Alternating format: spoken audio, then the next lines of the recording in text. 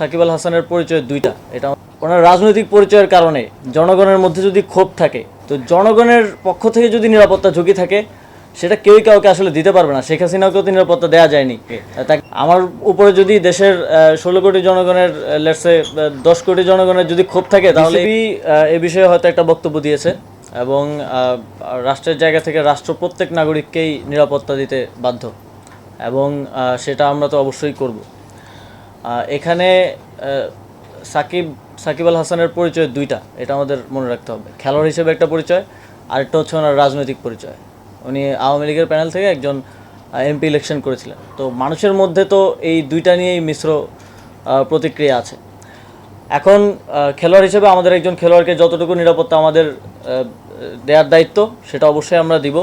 তিনি দেশে আসলে আমরা সেটা দিব, এবং তার নামে যে মামলাটা হয়েছে, হত্যা মামলা, সেটার বিষয়ে আমরা ইতিমধ্যেই বলেছি, ইতিমধ্যেই আইন মন্ত্রণালয়ও বলেছে যে সংশ্লিষ্টতা না থাকলে প্রাথমিকভাবেই নামটা বাদ দেওয়া হবে।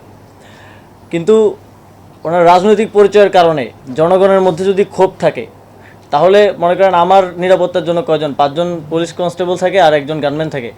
আমার উপরে যদি দেশের 16 কোটি জনগণের লেটসে 10 কোটি জনগণের যদি ক্ষোভ থাকে, তাহলে এই 5-6 জন আমাকে কী নিরাপত্তা দিবে? আমারও তো সেক্ষেত্রে নিরাপত্তার সুযোগ নেই। তো সেক্ষেত্রে জনগণের যদি কোথাও ক্ষোভ থাকে, সেটাকে তো আমাকেই রিডিউস করতে হবে আমার কথা দিয়ে। তো আমার মনে হয় যে ওনাকে ওনার জায়গাটা পরিষ্কার করা প্রয়োজন। রাজনৈতিক জায়গা থেকে ওনার যে রাজনৈতিক অবস্থান, সেটা নিয়েও কথা বলা প্রয়োজন। অলরেডি মাশরাফি বিন মুর্তজা বোধহয় কথা বলেছেন সেই বিষয়টি নিয়ে। তো জনগণের পক্ষ থেকে যদি নিরাপত্তা ঝুঁকি থাকে, সেটা কেউই কাউকে আসলে দিতে পারবে না। শেখ হাসিনাকেও তো নিরাপত্তা দেওয়া যায়নি, তাকে দেশ ছেড়ে পালাতে হয়েছে। তো সেই জায়গাটা, রাজনৈতিক বিষয়টা পরিষ্কার করা প্রয়োজন বলে আমি মনে করি। কিন্তু একজন খেলোয়াড় হিসেবে আমাদের প্রত্যেক খেলোয়াড়কে নিরাপত্তা দেওয়াই আমাদের দায়িত্ব, এবং সেই দায়িত্বটা আমরা পালন করব। Thank you.